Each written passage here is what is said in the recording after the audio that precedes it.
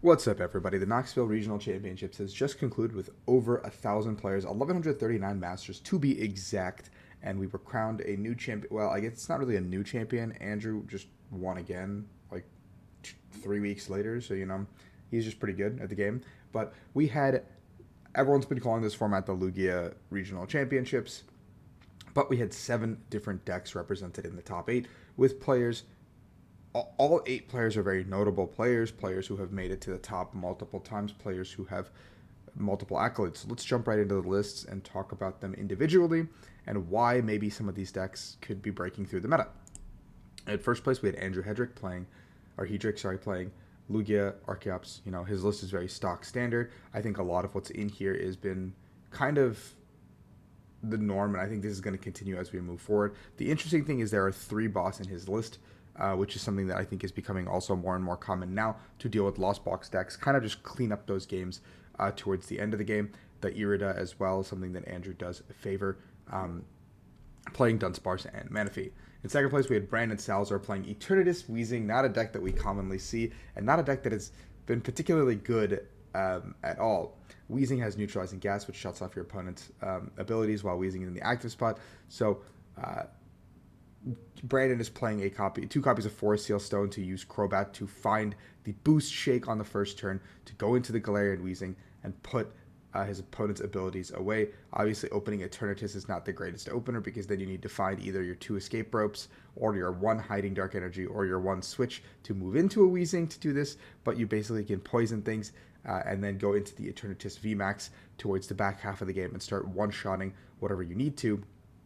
Zigzagoon helps you with numbers tremendously. With no scoop up net, you only have access to 2 Zigzagoons, 1 big Parasol to deal with the Yveltal, which is huge, 3 Temple of Sinnoh to just basically make it so it's difficult for these decks to play, like Lugia to play the game, for Regigigas to play the game. They need to find their counter stadium.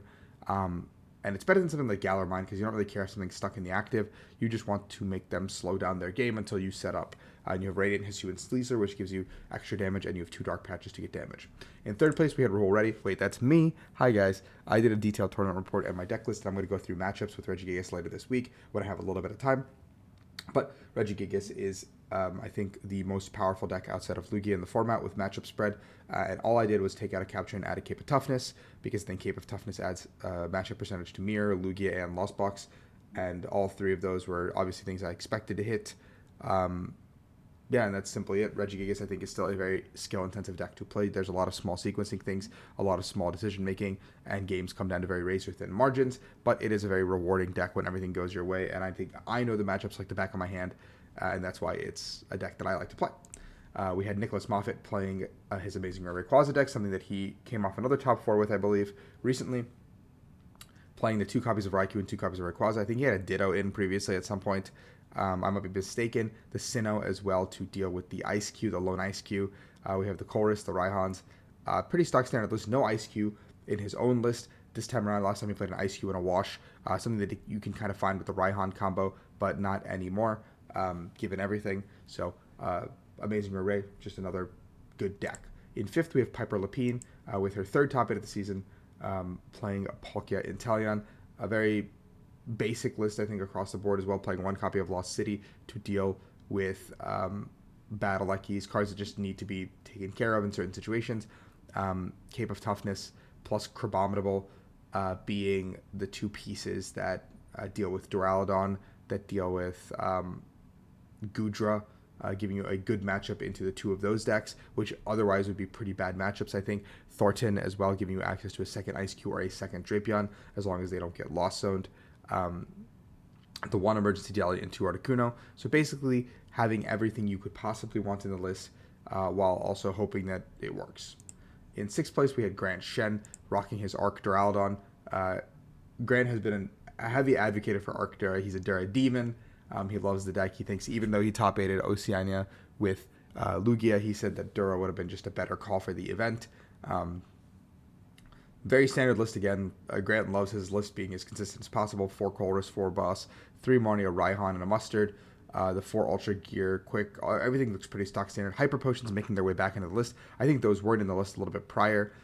but now they have made their way back in. 3 copies of Lost City as well as 2 copies of Big Parasol.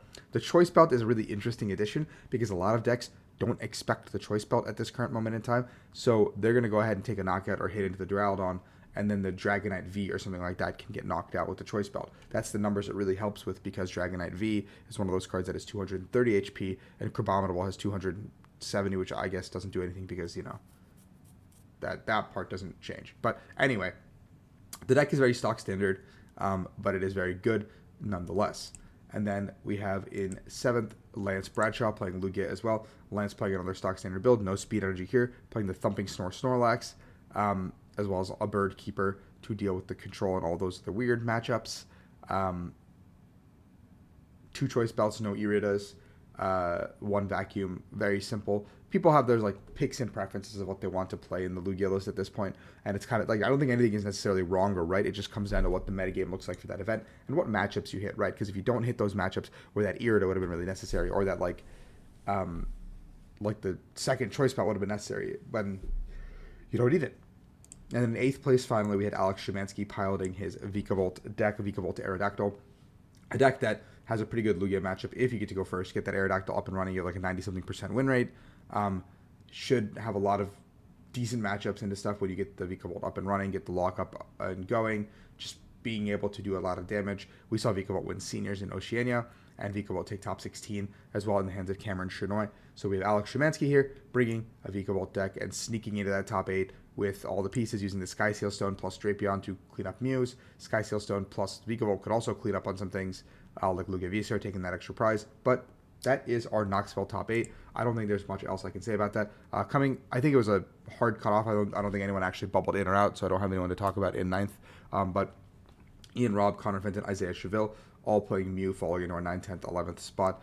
And then we had a Gudra as well as 2 Mews in the top 16, another Amazing Array, and another Lugia Archeops. So a lot of Lugia right outside of that top 8 cutoff, but you can see that there was a lot of decks that other people brought. Regigigas, there's 3 Vikavolts here, which is pretty notable to think about if there's 3 Vikavolts right outside of that cusp. I know 5 Vikavolts, okay, geez, let me scratch that. 5 Vikavolts in the top 32, making their way there. A lot of Lugia as well, but a couple of Arcaduras. Like, it's a little bit crazy to look at this top 32 metagame because there's like 3 Arcaduras, like 5 or 6 Vikavolts, a Control, 4 Mews, which has been a very underrepresented deck recently, and then a ton of Lugias, which, Lugia is Lugia, and it is still the most powerful deck and needs to be respected. It's just that I think other players are realizing that there are other options and other decks that can be played in this metagame, in this format. While Lugia might be king, you can play what you want to play and still do well. So with all that being said, thank you guys for watching. I hope you guys enjoyed this content. If you do, please like and subscribe. It helps the channel a ton. And I will be back later this week with a vlog and with Regigigas matchup breakdown. Peace out.